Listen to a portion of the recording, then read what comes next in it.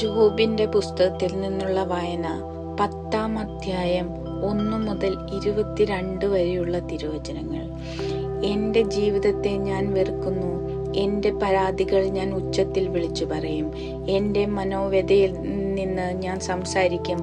എന്നെ കുറ്റം വിധിക്കരുതെന്നും എന്നെ എതിർക്കാൻ കാരണമെന്തെന്ന് അറിയിക്കണമെന്നും ഞാൻ ദൈവത്തോട് പറയും.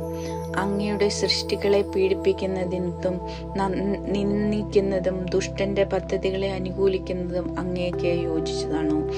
ഞാൻ നിഷ്കളങ്കനാണെന്നും അങ്ങയുടെ കരങ്ങളിൽ നിന്ന് എന്നെ രക്ഷിക്കാൻ ആരുമില്ലെന്നും അറിയുന്ന അങ്ങ് എൻ്റെ അനീതികളും പാപങ്ങളും അന്വേഷിച്ച് കണ്ടുപിടിക്കാൻ അങ്ങേക്ക് മനുഷ്യനേത്രങ്ങളാണ് ഉള്ളത്.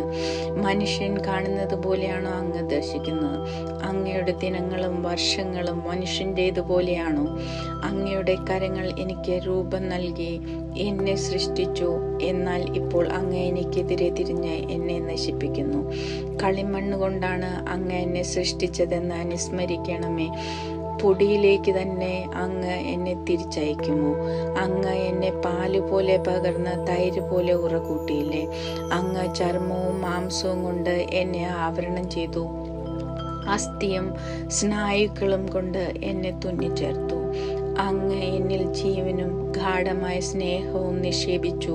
അങ്ങയുടെ പരിപാലന എൻ്റെ ആത്മാവിനെ സംരക്ഷിച്ചു.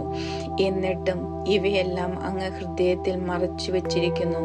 അങ്ങയുടെ ഉദ്ദേശം ഇതായിരുന്നു എന്ന് ഞാൻ മനസ്സിലാക്കുന്നു. ഞാൻ പാപം ചെയ്താൽ അങ്ങ് എന്നെ ശ്രദ്ധിക്കുന്നു.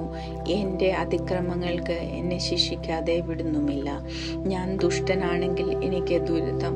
ഞാൻ നീതിമാനാണെങ്കിൽ എനിക്ക് ശിരസ് ഉയർത്താൻ സാധിക്കുന്നില്ല. അവമാന ബോധത്തോടെ ഞാൻ എൻ്റെ പീഡകളെ കാണുന്നു. ഞാൻ ശിരസ്സുയർത്തിയാൽ സിംഹത്തെ പോലെ അങ്ങ് എന്നെ വേട്ടയാടും. വീണ്ടും എനിക്കെതിരായി അത്ഭുതങ്ങൾ പ്രവർത്തിക്കും. അങ്ങേക്കെതിരെ അങ്ങ് പുതിയ സാക്ഷികളെ അവതരിപ്പിക്കും. എൻ്റെ നേർക്കുള്ള പീഡനങ്ങൾ അങ്ങ് വർദ്ധിപ്പിക്കും. പുതിയ സൈന്യനിരയെ അങ്ങ് എനിക്കെതിരെ അണിനിരത്തും. അമ്മയുടെ ഉദരത്തിൽ നിന്ന് എന്തിന് അങ്ങ് എന്നെ പുറത്തു കൊണ്ടുവന്നു? ജന്മം ലഭിക്കാത്തവനെ പോലെ അമ്മയുടെ ഉദരത്തിൽ നിന്ന് എന്നെ ശവക്കുഴിയിലേക്ക് കൊണ്ടുപോയിരുന്നെങ്കിൽ, ആരും എന്നെ കാണുന്നതിന് മുൻപ് ഞാൻ മരിച്ചിരുന്നെങ്കിൽ. അന്ധകാരാവൃതമായ സ്ഥലത്തേക്ക് പ്രകാശം തമസ്സുപോലെ ആയിരിക്കുന്ന അന്ധകാരത്തിൻ്റെയും ശൂന്യതയുടെയും ദേശത്തേക്ക് ഒരിക്കലും മടങ്ങി വരാത്ത വിധം ഞാൻ പോകുന്നതിന് മുൻപ് എന്നെ ഏകനായി വിടുക. ഞാൻ അല്പം ആശ്വാസം കണ്ടെത്തട്ടെ. എൻ്റെ ജീവിതകാലം ഹ്രസ്വമല്ലേ?